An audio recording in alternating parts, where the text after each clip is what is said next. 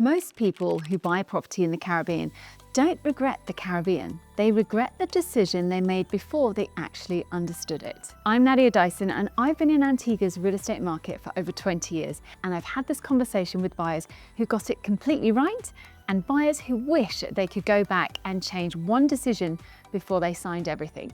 The difference between those two groups is almost never money.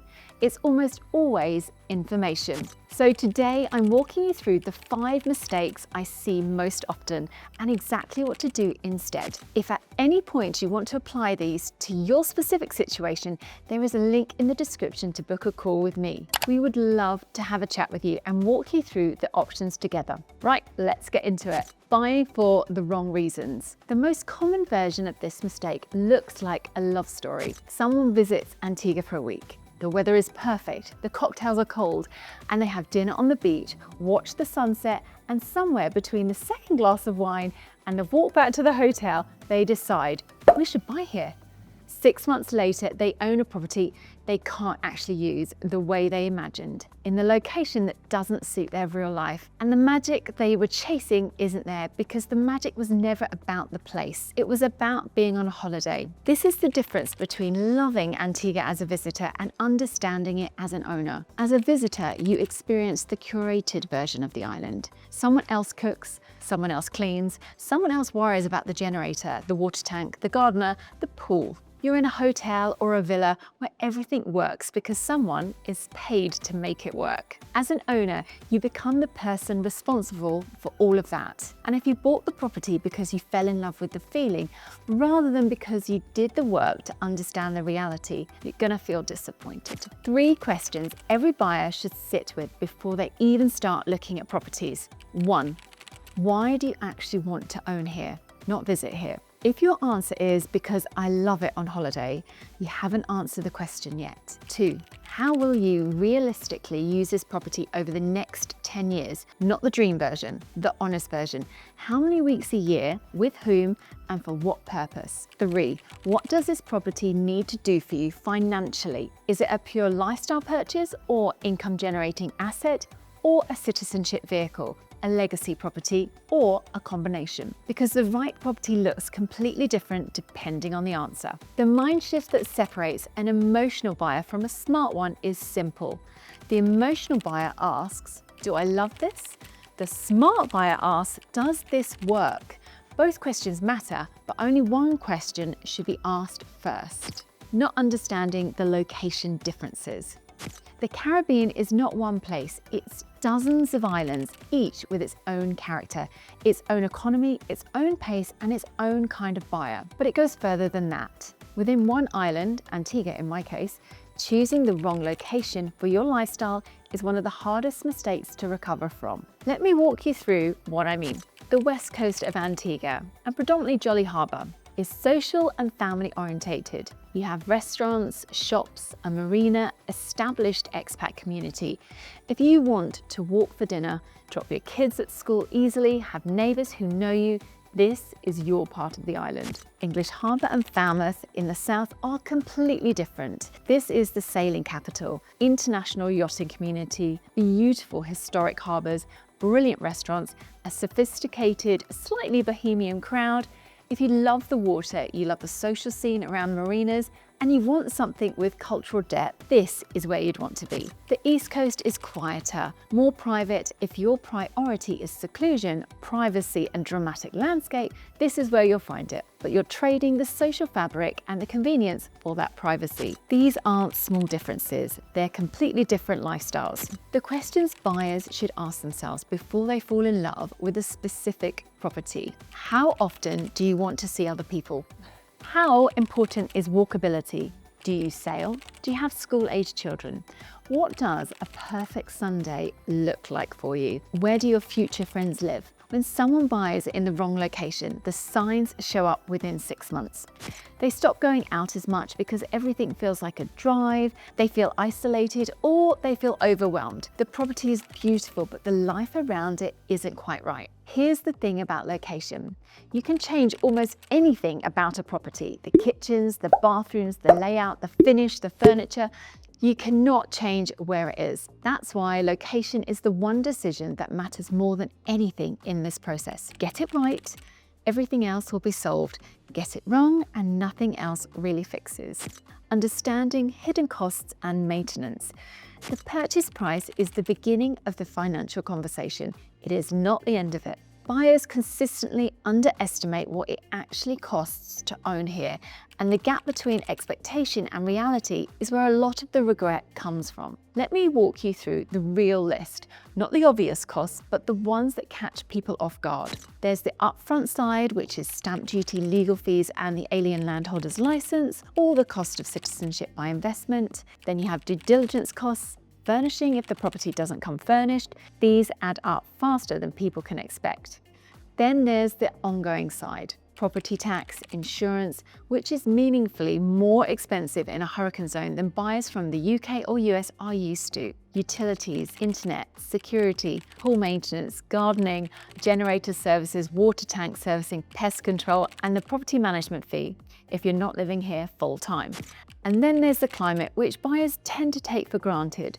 Salt air corrodes everything metal. The sun bleaches and degrades anything exposed. Humidity is relentless on timber. Things that would last a decade in London need replacing or refurbishing in just 3 or 4 years here. That is why there is such a difference between a property that was built and furnished for the Caribbean and one that wasn't. A property built for climate uses materials that survive it: proper hurricane-rated windows, quality stainless steel fittings, appropriate timber treatments, the right outdoor fabrics, a serious approach to drainage and waterproofing. A property that wasn't built for the climate is constantly fighting it, and you're constantly paying for that fight. Absentee ownership has its own costs, and it's not just financial. There are the management fees, yes, but there's also the cognitive cost of being responsible for a property you're not physically with. Is the team doing what they should? Is everything working? Has anything been missed? The owners who do well have built a relationship with the management company they can actually trust, so they can be in London or Toronto or Dubai and not think about their Antigua property until they want to enjoy it. A realistic annual ownership budget, including everything from tax, insurance, utilities, maintenance, management, reserve for repairs, typically runs somewhere between 3 and 5% of the property value per year, sometimes more for larger or older properties. If you haven't budgeted in that range, you haven't budgeted realistically. Now, if you're watching this and starting to wonder whether your plan actually stacks up, not just the property, but the location, the costs, the rental side, how it all fits together, that's exactly what my team and I work through with people every day. There is a link in the description. You can book a call with us. We'll look at the full picture and tell you honestly what makes sense for your situation. Rental assumptions versus reality.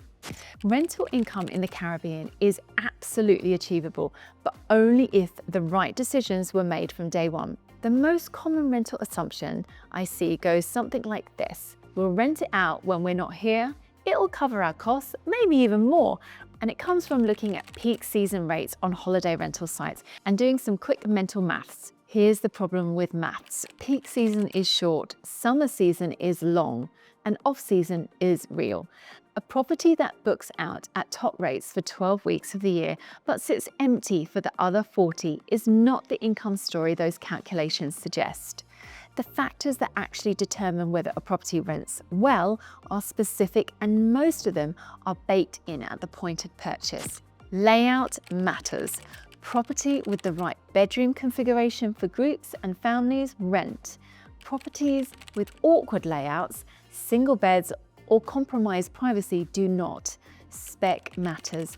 Rentals in the luxury market expect a certain standard: quality kitchens, well-fitted bathrooms, proper outdoor space, good air conditioning, reliable Wi-Fi. A property that doesn't meet that standard will rent, but at a lower rate, with more vacancy and a different tier guests. Location matters, and not in the way you think. The best lifestyle locations aren't always the best rental locations. Renters want walkability, beach access, views, somewhere photogenic. If your property has those things, you have a rental property. If it doesn't, you have maybe a private retreat, which is a wonderful thing to own, but it's not an income asset. Management matters more than people realize. A brilliant property managed badly will underperform a good property managed brilliantly every time. The right management team handles your bookings, your pricing, your strategy, your guest experience, your turnover, and your maintenance. And they make the difference between a property that earns and a property that struggles. Here's the test I tell people to apply. Look at the summer season, not the peak season. Peak books itself. The summer season, the months that aren't obviously holiday months, but aren't dead either. In Antigua, we generally have two seasons. We have peak season, which is December to April, and then we have the summer season, which is May to November. That is the low season. Peak books itself, so you need to focus on the summer season. A property that performs well in the summer season is a property that's set up right. When someone buys with rental income in mind, but didn't design the purchase around it, what tends to happen is they end up subsidizing the property rather than the property subsidizing itself. They convince themselves it's fine for a year or two, then quietly start thinking about selling.